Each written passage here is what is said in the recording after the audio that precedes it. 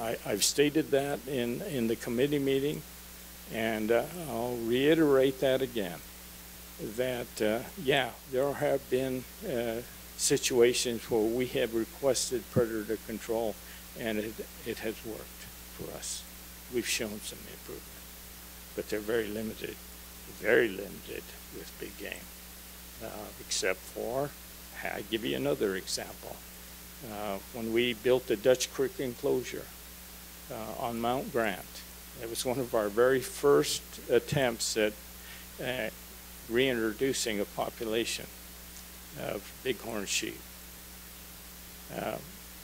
At that time, the consensus of opinion was that we had to build an enclosure. This was from the expertise that we received from the Fish and Wildlife Service, from the Desert Game Range. Also, that biologist said we need to introduce family groups.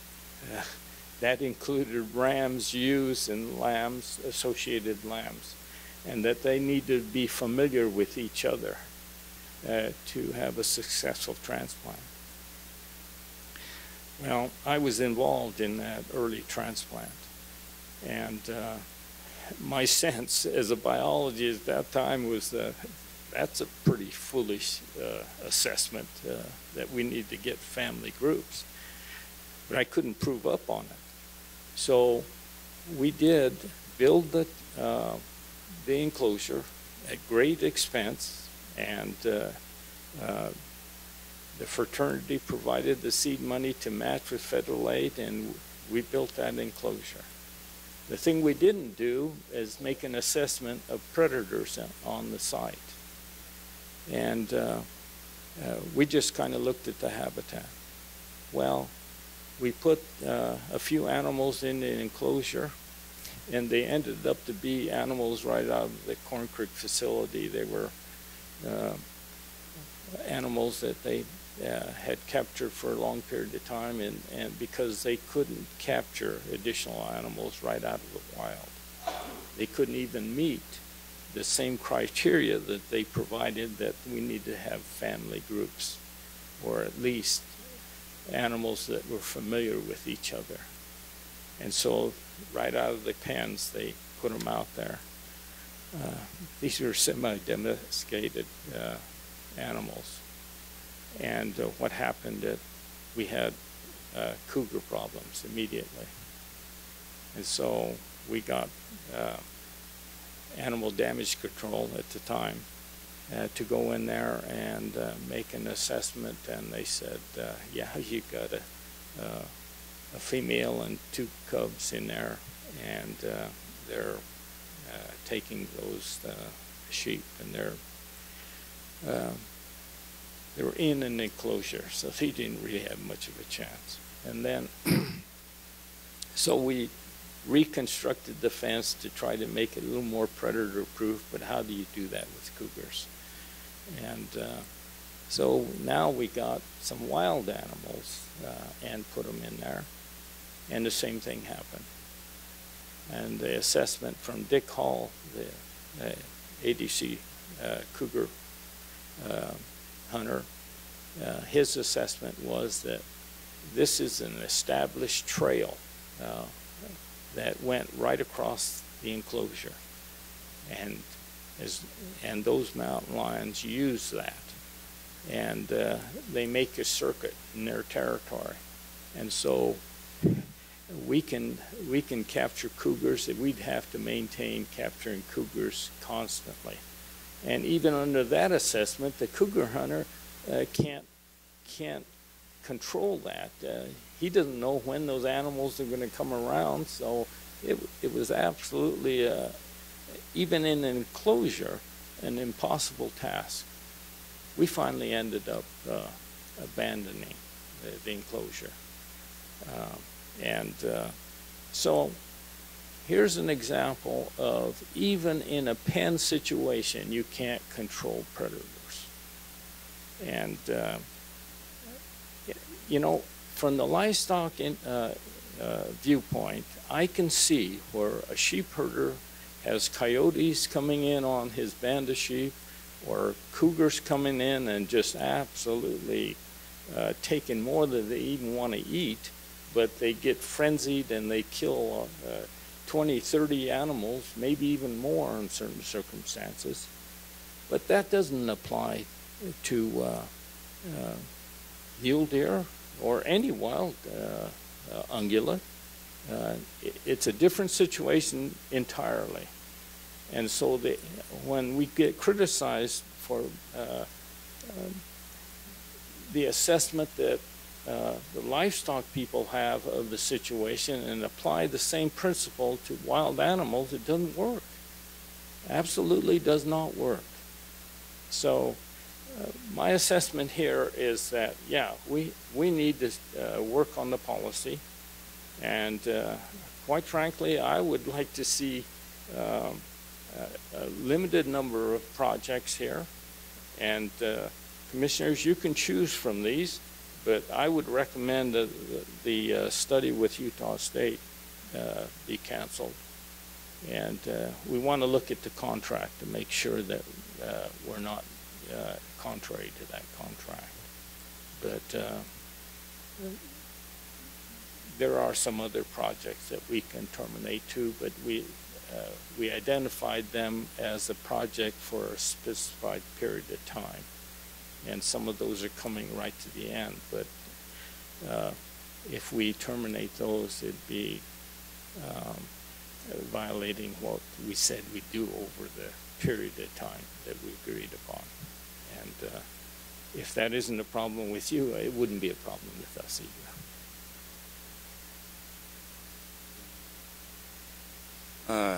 One thing I did hear you say is on these plans, there's a tug of war over control and somebody's got to take control. And I believe that the public process is where it belongs. So I want to take control of the plan. Sure. And I believe that's the fairest and open and most honest way we can conduct business for the citizens of the state of Nevada. So with that being said,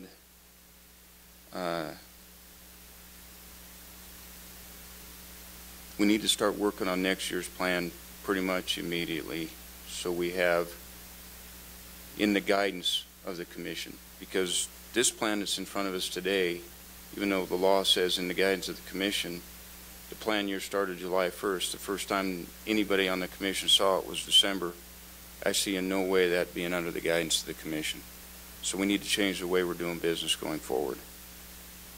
But we have to get ourselves out of the mess we're in now.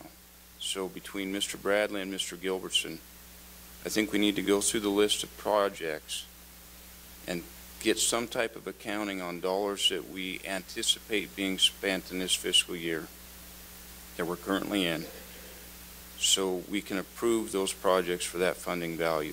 If there's projects that are new that we have not started any expenditures on, I think they're for review and can be approved or canceled at this point.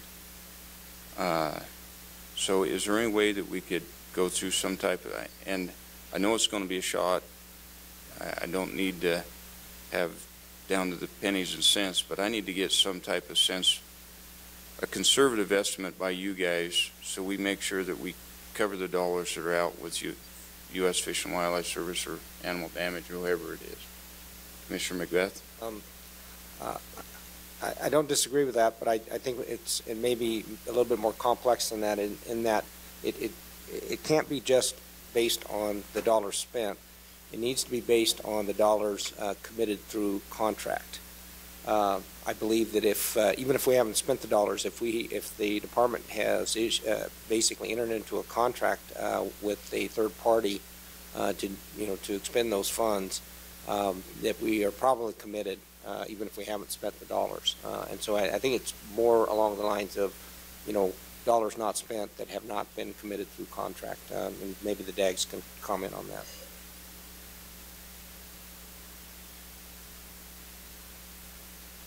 Mr. McNinch. Thank you, Mr. Chairman. You knew that you probably weren't going to get through that without me needing to make a couple comments too.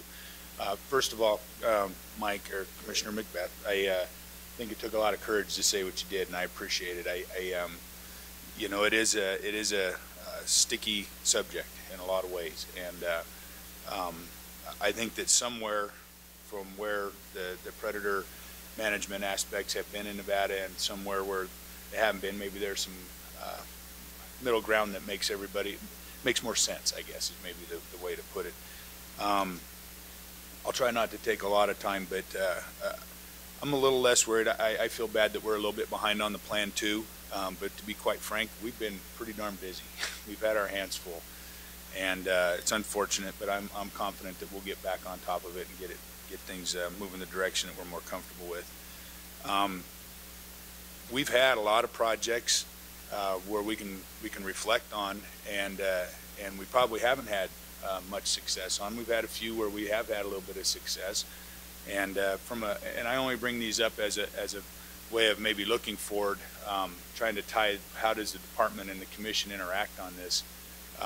For me, I don't feel obligated to get down in the weeds and design the monitoring system, the implementation system, the actual science. I know we're not there. I'm confident of that. But there are some things that we can do, and I'll give you an example. The one thing that's always stuck with me, and I've brought it up on and off, varying degrees of energy, we really need to identify if we have a predator problem first. That's one of the biggest gaps that I see sometimes is we need to identify it as a limiting factor. And what we've done on a number of our projects is we've done our predator control and then look for change, and that's not the best way to approach things. And to me, that's a broad policy thing that we can bring forward to say we need to identify it as a limiting factor. And I don't think that it's always that hard to do. I'll give you a couple of examples. We had that northern Washoe sage grouse project where we removed a lot of ravens, and because we weren't getting very good recruitment out of our nests for sage grouse. And as it turns out, we doubled and almost tripled in some cases the number of eggs in the nest, but we still weren't getting chicks on the ground. And preliminary follow-up and afterwards indicated that we didn't have a predator problem as much as we had a hen health problem. So we might only have 5 eggs in the nest, where we were getting 1, maybe 2 eggs hatching. We were putting 10 eggs in the nest and only getting 1 or 2 eggs hatching. The problem is that we had a hen health problem. They were deficient on some of the things that they needed to make good, viable eggs. So we just put significantly more bad eggs in the nest. And I see that as we removed a predator, but we didn't really get the result we were looking for because we weren't going after exactly what the problem was. There was a situation over in Utah. Southern Utah University did a study, and they had an antelope population that was dropping very quickly. They went and found antelope buried in a bed stream. They were just showing up a lot, and so they were removing bobcats. They felt that they had specific bobcat population that was taking the antelope out. So they removed them, and the problem continued. And ultimately what they found was that they didn't have a bobcat problem, but they had a broken guzzler. And these antelope were being pulled out of their environment, their strength, which is open country, being able to see their predators and work with numbers, and they were being forced into these riparian areas to get drinks of water instead of out. So they repaired the guzzler, and they didn't have any more predator problems. So these are a couple of examples of things that could be happening, that could happen. So I think as we move forward, being able to identify, doing a little more holistic look at what might be going on and be more prescriptive, I think that there's some success to be had there. So those are just a couple of thoughts. I do think that the pre-transplant evaluations and monitoring and the control in those, I think that there's a lot of validity to that. I really do. Doing the evaluations, we've had some of those. I think that those are important, and those are just some of my thoughts. And I do have real significant concern. About 10, 11, 12 years ago, one of our former commissioners made a comment expressing concern that we were going to end up in a place someday with this predator stuff to where we would be largely funding staffing levels at Wildlife Services. And the question was asked of Wildlife Services, what's going to happen? What's your expectation of this agency, NDOW, when we get to the point where we're supplying, where we're the key income, the key revenue to provide funding for staff? And the answer was, we'll deal with that when we get there. And we're there. We're there. We're supplying. You look at the legislature, and I believe that they're looking at reducing their general fund transfer or their funding transfers because we're paying the bill over here. Just some comments, food for thought. So I look forward to the discussion. Commissioner Rain. Just a question, well, after some words that I never thought I'd be saying, I sure haven't in the last few years, and that is that, I'm hearing immense wisdom from the administration and the director of the department here. So therefore, I'd like to see if we can get a little more wisdom on a couple of these other projects. If you could perhaps comment, sir, on projects 29 and 30 and what the department's opinion on those projects, because, I see some issues with them, but perhaps I'm sure you have a little better, clearly have better understanding of those. And also, you'd mentioned prior on project 28 that perhaps that needed to go away. If you could comment, say 28, 29, 30 for me. Page 54 of the report's got the summary. That should clear things up.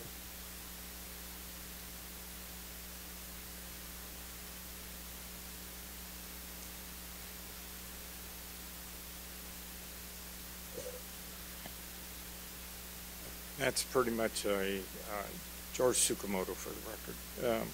That's 29 is and 30 are specifically sage-grouse related, and as been explained before, it's an issue relative to non-lethal methods of controlling ravens. So in order to maintain good relationship with the Fish and Wildlife Service in terms of raven control, I think we need to find out some more detailed information about the role of these issues of roadkills and so forth. Your comment about the Department of Highway picking up roadkills is unless things have changed since I was working for the department, they didn't pick up roadkills, except what they would do is if the roadkill was on the highway, right in the roadway, they would move it off the roadway, usually down into the barrel pit. So their removal process doesn't really remove the problem associated with this issue about ravens. Even if they remove them completely from the area, then they take them to a pit, throw them in the pit. So again, it didn't remove the problem. We've requested certain studies to justify the movement of deer across the certain sections of highways. The Department of Transportation did provide information on that to confirm our issues about highway mortalities and what we needed to do about it, signage on the roads and things like that. So the Department of Transportation has been very cooperative in that regard. But as a general rule, they going down the highway, removing roadkills, if it's on the highway itself, they will. And sometimes if it's just on the side and in clear view, they'll take it off. But actually providing information about the numbers, they don't keep records. Some do, some don't. Most of them don't keep records. And so this project on cougars and black bears, pure research. And but it is an interesting concept about how the interactions of black bears and cougars and what results from that. You don't like that in this area. Wouldn't hurt my feelings. I'm sure that our staff would feel rejected about it, but it's not a big deal. Okay. What was the other one that you were concerned about? Landfill. Well, again, it's the same issue about ravens and going to these landfills. All we need to do is confirm and how to deal with landfills.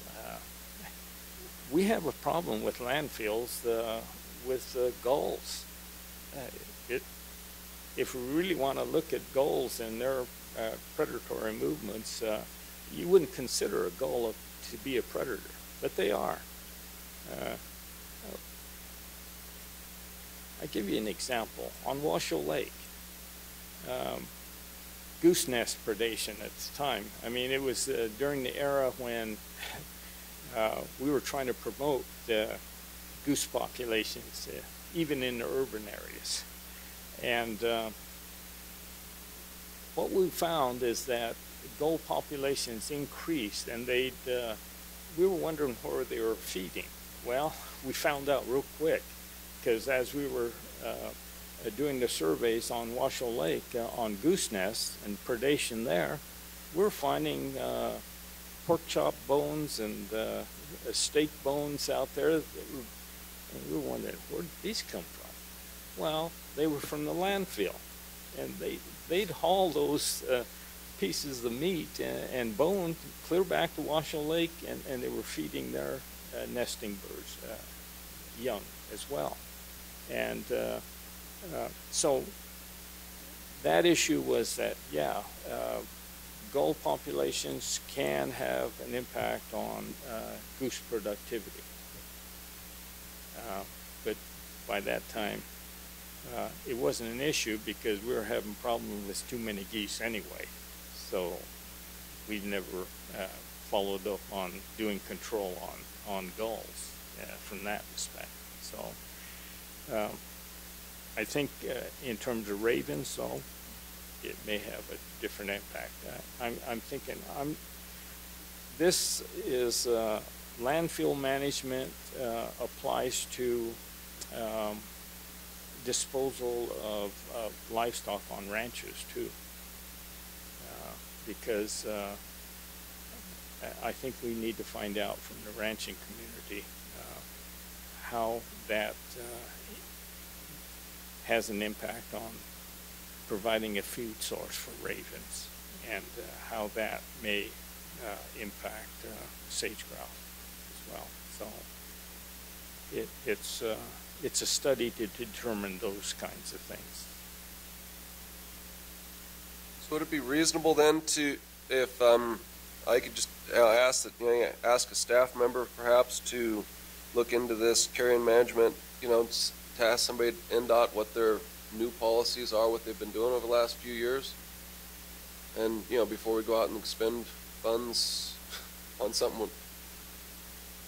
Unless, I don't know how old the information is. We're talking about that they don't really pick it up. I keep hearing different stories, and it'd be good to hear the straight story. Maybe just ask somebody to ask the correct source. I would appreciate it. Well, I don't really understand what the issue is with you in this regard. You want us to be more specific on what the project is, or you're unclear about what we're trying to accomplish? Partly, I hear from one side that they pick up roadkill because it's a safety issue, and yes, they pick up roadkill. And then, okay, maybe they don't really pick up roadkill. So, do they or don't they? What is their official position? I've heard that they've got timelines, things. They try not to leave it more than such and such time because it's a safety issue. And there's a big, long, litany of things that I'm told that they do, but, it's never seen it in writing, never heard it from perhaps the top, regional people as opposed to state level. And perhaps if, NDOW has looked into that or would. And then the other thing is what can we really do about it, them being the managing agency for the highway? And in the department's opinion, is there really something we can do without treading too deeply on Department of Transportation's toes? That's kind of where I'm trying to go. This is the first effort to determine what impact it may have. I mean, just taking some study areas and actually doing the removal. And we want to know what the expense would be, whether it's even practical. I don't know that it's practical. Our people don't know it's practical. But it's been thrown out there that non-lethal methods is something that we ought to look into. That's what we're doing. Commissioner Morai. Thank you, Mr. Chairman.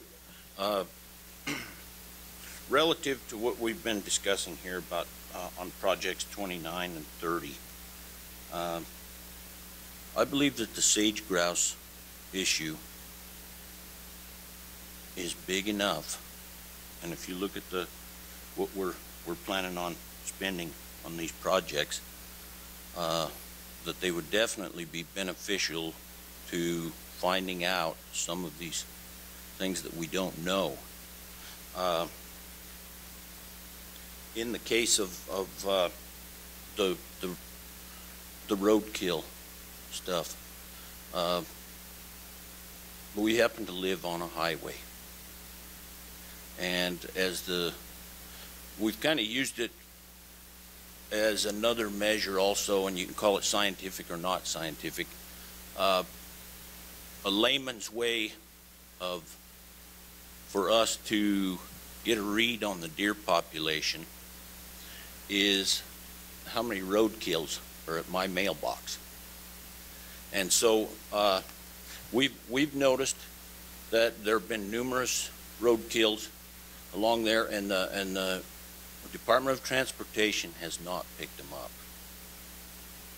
If they're in the middle of the road and it's an animal that's too large for the pickup to drive over, maybe they'll get it off the road.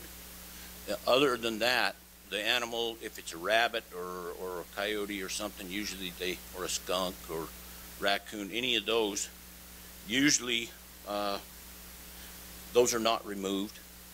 And actually, in relationship to what Mr. Tsukamoto was referring to on the livestock, the dead pits, we've had conversations with people from NDOW, and we've agreed, there are leks in the area, and we've agreed to have a dead pit and cover it routinely when we add animals to try to remove the incidence of ravens coming in that area and feeding on those animals. And we've also agreed to, if we can legally do so, to remove the roadkill off of the area in close proximity to our ranch, and also deposit those in the pit and bury them in a timely manner. Which kind of brings me to my point that the sage grouse issue in general, we have to attack this issue, I think, from as many directions as we have the capability of doing so. And these two projects, I believe, will give us some form of aid in seeing whether we can make an impact in the population by doing so. Comment to a couple of Commissioner McNinch's examples of that he stated about the antelope and the sage grouse. One thing that I think we need to keep in mind is that maybe we may have implemented some type of a predation management program to address those issues. We found out that that was not the problem. However, the predation management is what triggered us finding out that it wasn't the problem. You understand what I'm saying? Maybe if we hadn't have implemented predation management, we wouldn't have gained the knowledge that we ended up getting through the process. So I find that in a certain sense beneficial. Commissioner Lane. Mr. Chairman, I guess my issue, I think there's a huge policy discussion that probably needs to take place, but it seems to me, you know, I was a public sector manager for 20 years, and my concern is that we have 3.5 months left of this fiscal year. So I really think the issue for us is the point that's already been made, is that, you know, what are we talking about here? I mean, this is a done deal. I'm sure there are a lot of contracts that have been done, and I think we need to look forward to the next year and not spend any more time talking about something that's got 3.5 months left. I'm sorry, but I just think that, you know, we're spending a lot of time on, it's done. We need to just move on. Thank you. Thank you. Commissioner Young. And I agree with Commissioner Lane, and clearly, you know, we're the newest commissioners here. This is just too much for us to absorb this quickly, and what has to happen is the committee needs to do its work, and it needs to bring the recommendations to us as a board. We'll never solve this or get agreement within this board without some real clear, concise recommendations from our committee that's well thought out, well positioned for us to understand. That's my opinion. Commissioner McBeth. And just to carry that to the stage before the committee, it needs to, you know, basically have projects developed, you know, by the department. They need to, you know, come to the committee as a draft. They need to go out to the CABs. They need to go out to the public. And we need to get all the input that we need to be able to make a good decision as to whether a project is viable. And make sure any projects that are designed and monitored, and make sure. So I absolutely agree. I think this is a wonderful discussion. This is exactly what I wanted to happen. We need to shine a light on this process and make it a process that is viable, responsible, and shows you know, productivity. We need to produce. And if we don't, then we need to stop doing, you know, these things. That's so I really do applaud everything that's been said by all the commissioners, and as well as I'm sure we're going to have some comments from the public. Commissioner Drew. I'm generally in agreement with the last three comments. I mean, fiscal year 13's 75% over, and we really should have been already working on fiscal year 14. I would say that I think it's good to have the department help develop the projects, but in cooperation with other key entities. And just to tie in some of the comments and discussion that was going on with the roadways and the landfills, if you look in the methods, it's talking in cooperation with NDOT, county road crews, U.S. Fish and Wildlife Service, UNR. Those are the sorts of collaborative processes we need. I mean, we're talking pilot projects here. We're not paying out half of the amount of this fund to go towards these projects. We're basically doing collaborative pilots to see if this thing works, and if it does, then maybe we scale it up. But I mean, that to me is the sort of thing that the committee and the department should be looking at, is, you know, where we get some collaborations, partnerships, and figure out what's working, and if it works, then we scale it up. But we may be on the right path, and we just, as you stated, need to develop the transparency through the development of the new policy and maybe a timeline, which is something I mentioned in the committee meeting. I think whatever policy gets developed, we really want to look at having a timeline included in that, so that everyone is clear as commissions change and as chairs change. We know what that process needs to be, and we know the timeline of how those meetings have to lay out, so things are more consistent through those changes over the years. So, Anybody else? I agree that we need to change the way we're doing things. We need the policy fixed, but we can't wait for the policy to be fixed to start on next year's plan. So we have to have two tracks going at the same exact time to get to where we need to be.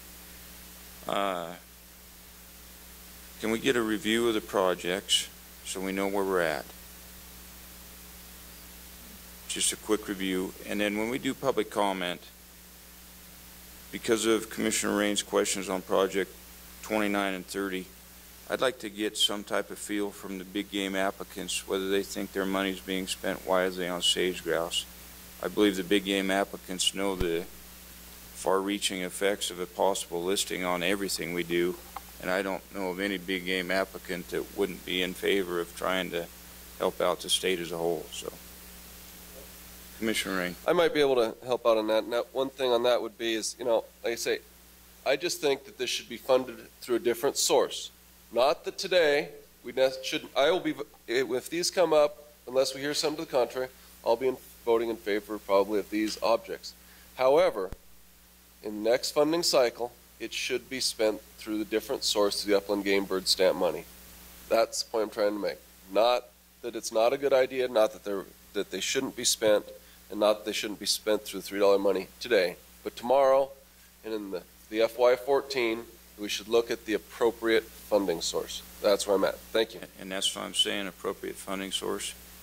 If we leave it on that this is out of the $3 fee, I believe that it will go to the county advisory boards, it will go to the sportsmen of the state of Nevada, and they'll still support it because we know what we're facing. So we can ask that question, and we'll get an answer from the county advisory boards, from the general public, and the commission. So I'd rather ask the question because I think it's appropriate use of funds. Mr. Bradley, could you come up, or Mr. Gilbertson, and help us out here?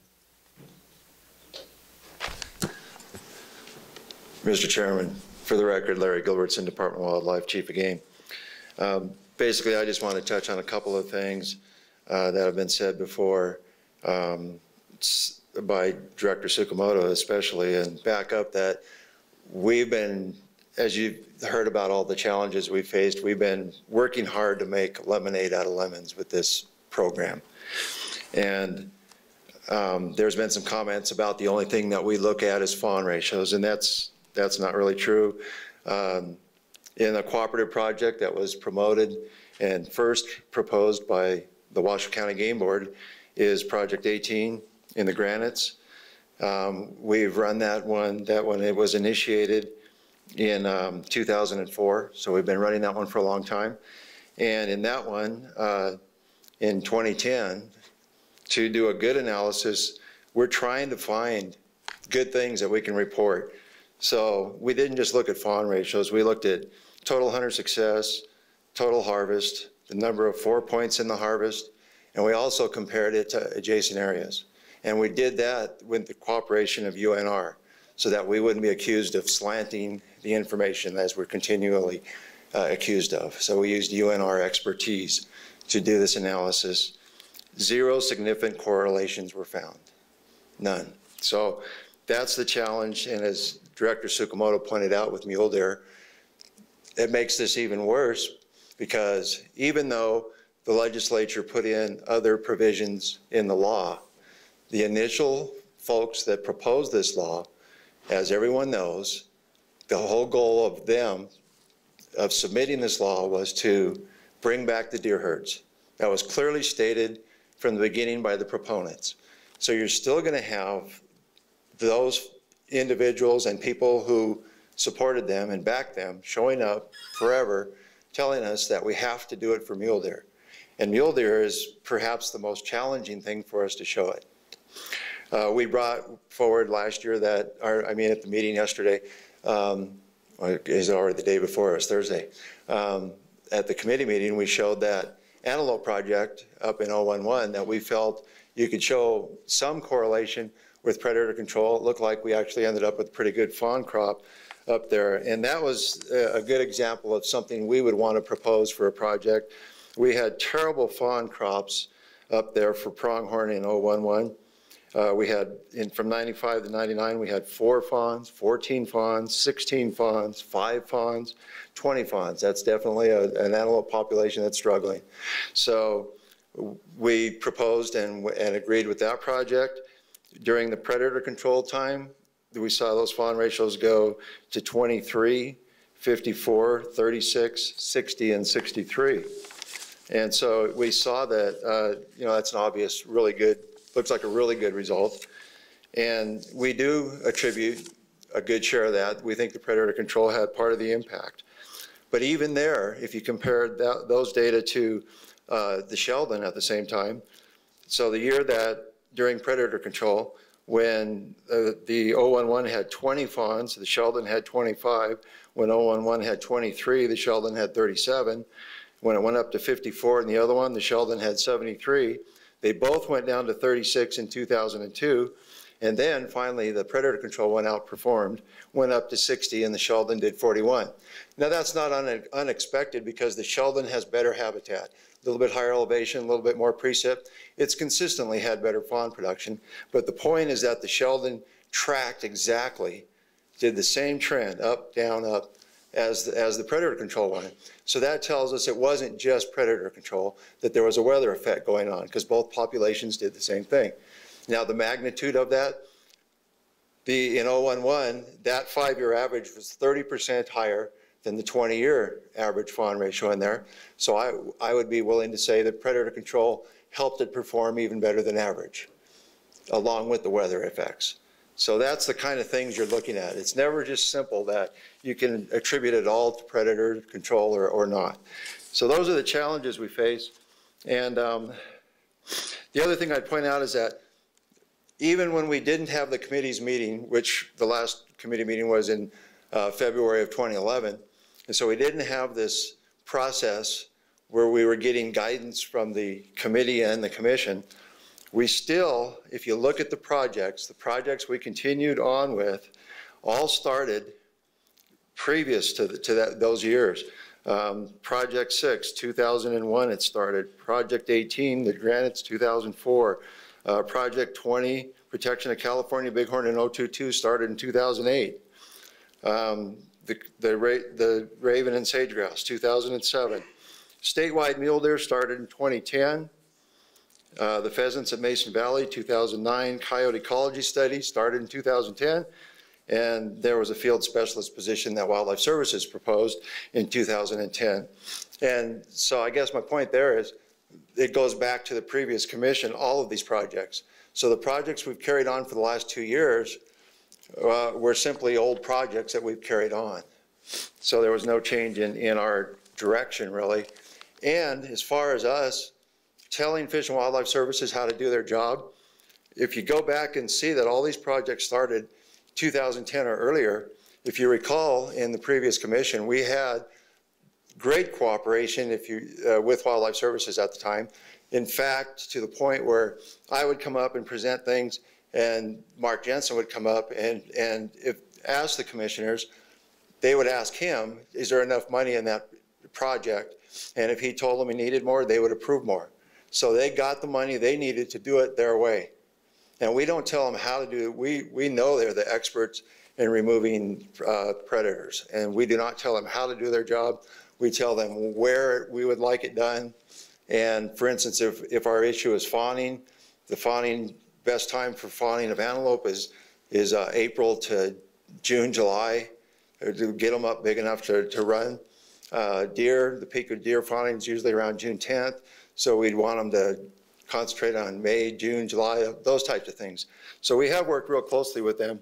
And basically, what we have going on right now, in absence of guidance from the commission, the director I had to ask him, how do you want me to proceed? And he told me to go forward with these projects, and so we did. And we've asked Wildlife Services to continue to work these areas like they have in the past. The only one that we backed off on was the Project 22, and that was when this discussion all started at the last commission meeting. They were talking about going into some areas and working some deer winter areas for mule deer with a helicopter. And we said, well, now you see it's all up in the air. We better watch our expenditures. So we didn't go in there. Plus, I asked the biologist in the area if he thought he needed it this year, and he didn't. He indicated he didn't need it this year. So that's kind of how this has progressed. The USU coyote study, of course, it's a summer field season, starts July 1. There's students out there. We've had a lot of expenditures, and I guess I'd like Pete to talk about that one and explain some of that. 25 has been going on since 2010, and there are a total of 24 radio callers out right now, and the student, along with his assistants, Pete Bradley for the record, the student along with his assistants are looking at prey availability in terms of the rodent populations, how they change over time, the lagomorph populations, the rabbit populations, how they change over time, and how the prey selection for coyotes changes over the seasons, and whether or not coyotes focus on the tokimas and the monitors on deer fawns for a portion of the year. And there's also a control portion of the study that we were hoping was going to commence on April 15th, where a segment of the tokimas was going to be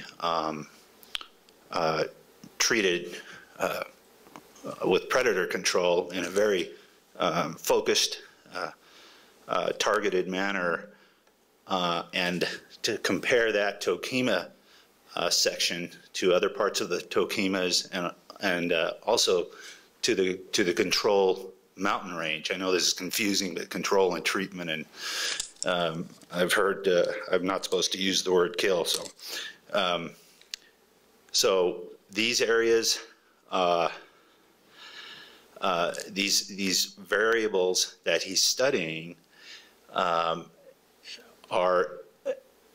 all focused on how we can do a better job, a more focused job of treating coyotes for mule deer in the future.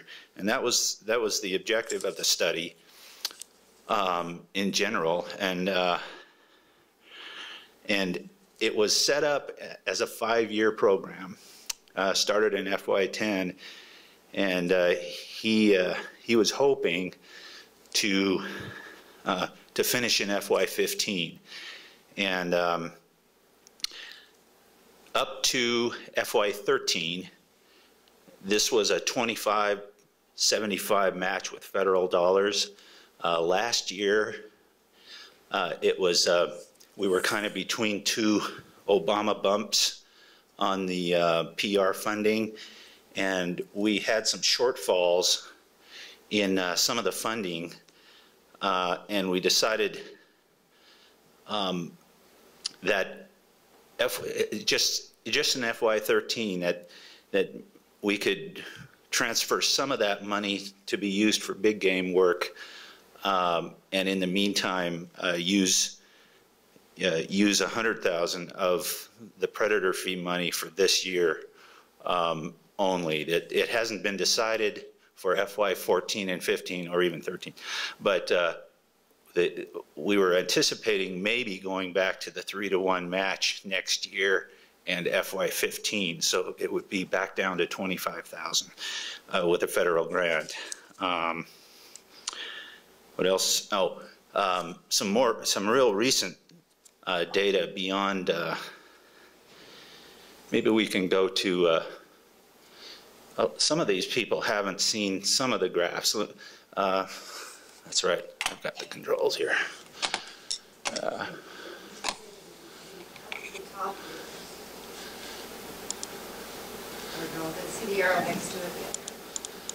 Okay, thank you. Some of the data, this is Meadow Creek, for example, in the Tokimas, has shown very distinct home ranges for example, this 8-year-old female.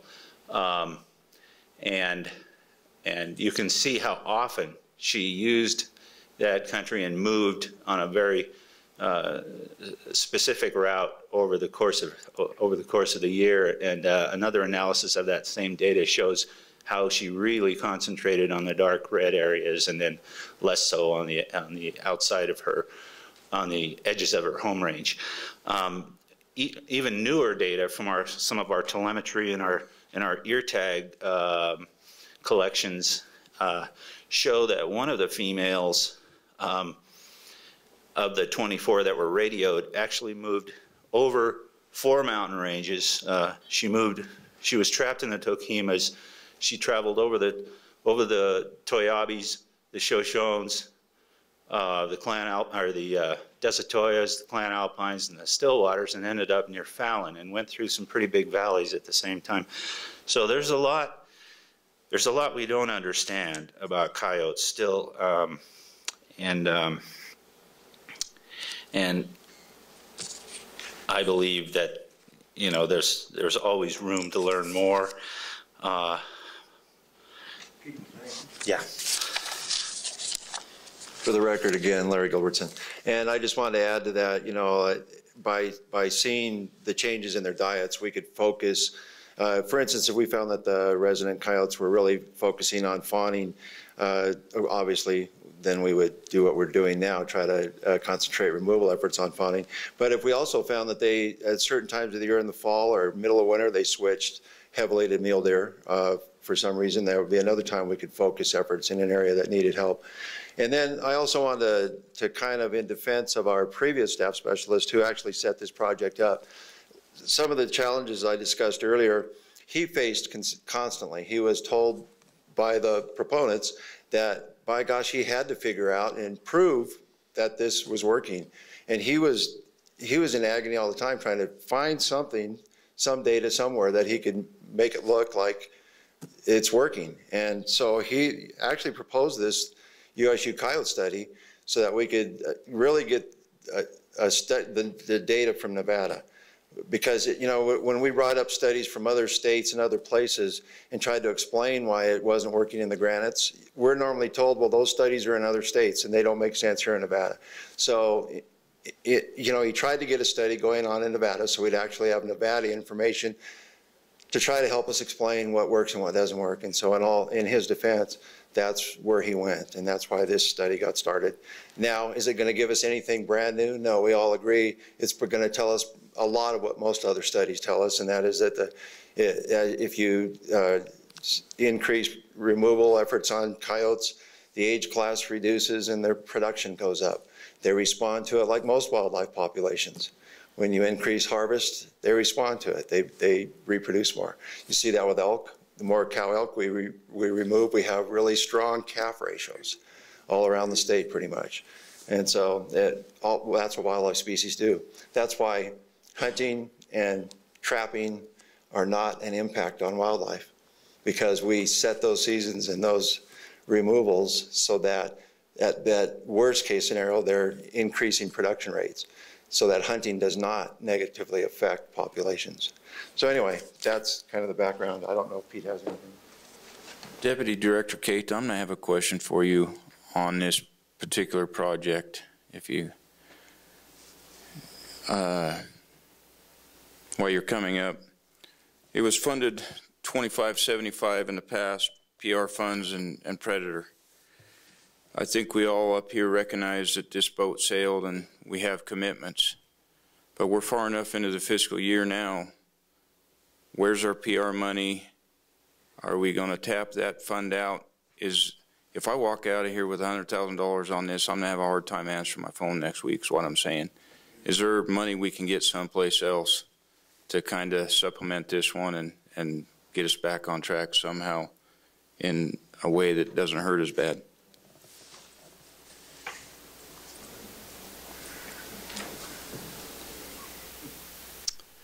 For the record, Patrick Cates. The plan was written in the prior year PR grants. It's not written in the current year PR grant.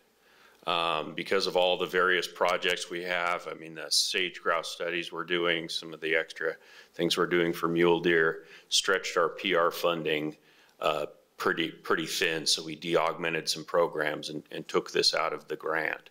So there's not an opportunity to get any more PR grant for this current year. If the commission didn't want Predator money going towards that, we could always pay it with license dollars, general license dollars. It's still sportsman money, but that's certainly an option if you didn't want to do that. I'm just looking for a graceful way out of this, because we know we're behind the 8 ball right now. I threw one suggestion at you. If in your best professional opinion, do we go forward the way we are now? Or do you have any little trick up your sleeve we could pull out and kind of make this a little more palatable? Not putting you on the spot or anything. Rich might want to answer because he's over there shaking his head. Deputy Director Rich Haskins, I guess all the comments I've heard are correct. We are where we are today, and we got to figure out how to deal with it. Going forward with this project, if we choose to, we can certainly go back to a federal aid funded project. It would still be nice to have the match come from the predator fee, but at this late date, once again, they've been in the field since July 1st. There are expenditures against this program at this time. For us to go in and even try to amend a grant at this time, we couldn't do it in a time frame to get it done for this fiscal year. So, for the record, Patrick Cates, if I could just add to that, I mean, the statutory use of the predator fee, I mean, clearly research is an enumerated use under law, so it's not an inappropriate use of the fee, just a question of whether it's a desired use by the commission. I recognize where we are, but if I didn't ask the question, I wouldn't be doing my job either. So, Commissioner Drew. Just to ask the question in a different manner, just so everyone's clear, it sounds to me, and maybe you can confirm this, that the department already has a contractual obligation with Utah State, and a portion of this has already been paid. That's correct. We have a multi-year contract with them. We've paid about $31,000 year to date, and I understand there's more bills outstanding. I think we estimated a maximum of $100,000 this year.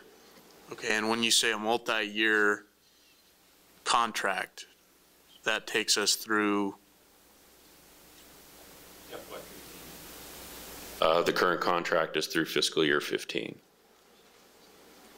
So our ability to cancel the contract is null and void. We have to figure out how we're going to fund it in different methods. Well, we can look at the terms of the contract. Usually there's clauses that will allow us to cancel it, but we have to see exactly what it says. Obviously, anything they've already done, we'd have to pay them for. So just a general comment to follow up to all this. That sort of information would be good to have in the report so we understand going into reviewing this stuff where we're at on those projects. And I know it would be helpful for the committee because if we've got obligations that are outstanding, we need to understand that. Commissioner Wallace. Thank you, Mr. Chairman. I understand the contractual part of it, but in my understanding in the very beginning when we started this, it was at a 4-to-1 match for $25,000 a year. And now we're looking at $100,000. How did we get into a contract that went from $25,000 to $100,000? Well, the total contract amount would include, it's for the total amount of work done. When we were matching it with federal dollars, we were still paying $100,000. It's just $75,000 was being paid with federal funds. The contract doesn't reference where the funding's coming from. It's just a scope of work that they're going to do, and we're going to pay them. So, but we do expect increases in PR funding in future years. So, I mean, it certainly is a good candidate to add that federal funding back in the future if it's continued. Thanks, Patrick. Okay, now another question on this project. You know, I'd hate to cancel a project when we have this much money into putting collars on coyotes, and we spent. Is this project going to get any cheaper throughout the years? Because our major costs are with net gunning coyotes and doing different things. Are we going to see a decrease in money needed going forward? And I don't want to lose the data because we spent so much money. It'd be, yeah, I'm looking at a waste of money. If we stop the project now, that's a huge waste of money if we've expended all this to this point. For the record, Pete Bradley and Al, the graduate student actually pointed out the fact that